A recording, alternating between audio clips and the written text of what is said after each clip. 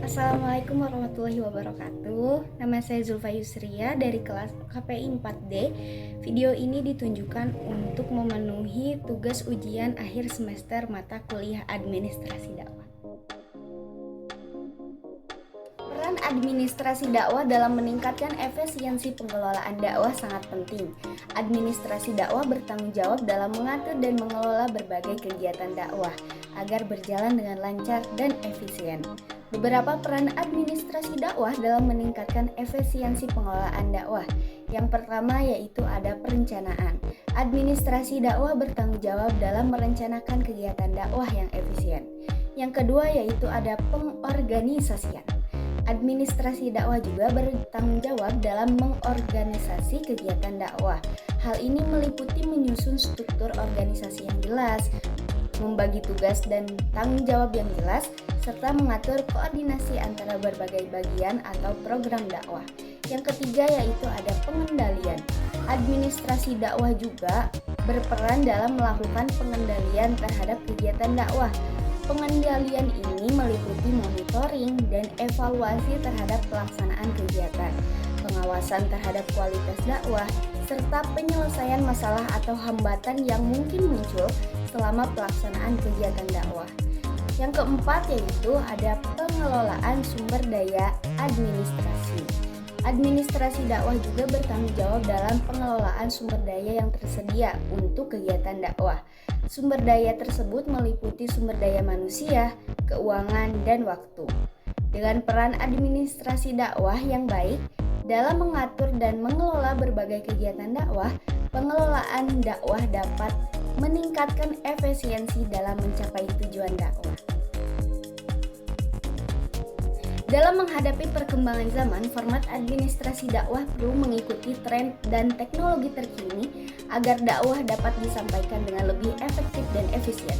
Berikut adalah format administrasi dakwah yang dapat digunakan dalam menghadapi perkembangan zaman.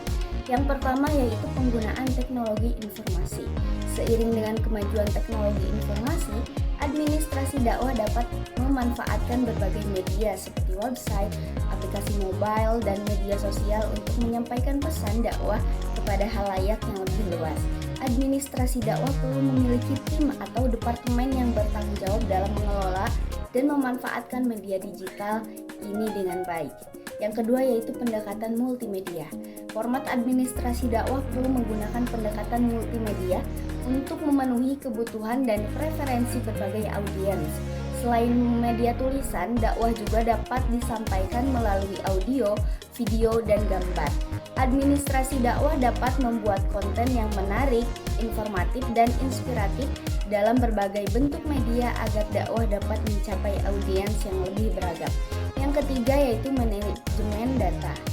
Manajemen data atau format administrasi ini perlu menggunakan sistem manajemen data yang baik untuk mengelola dan menerima dakwah, kegiatan dakwah, dan laporan pelaksanaan dakwah.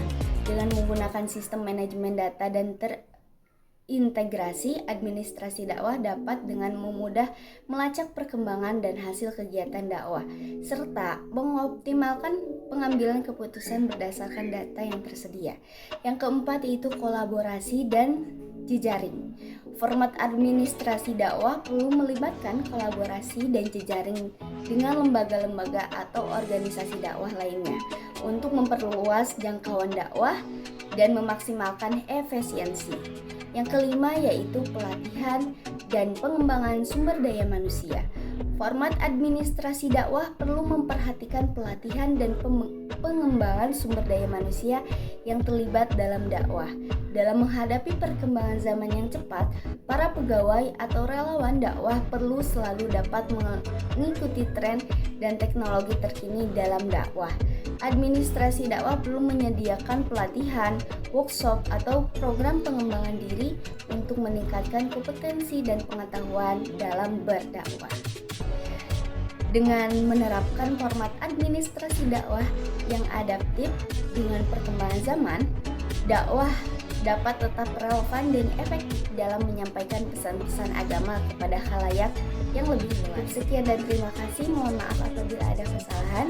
Saya Zulfa Yusria. Wassalamualaikum warahmatullahi wabarakatuh. Bye bye.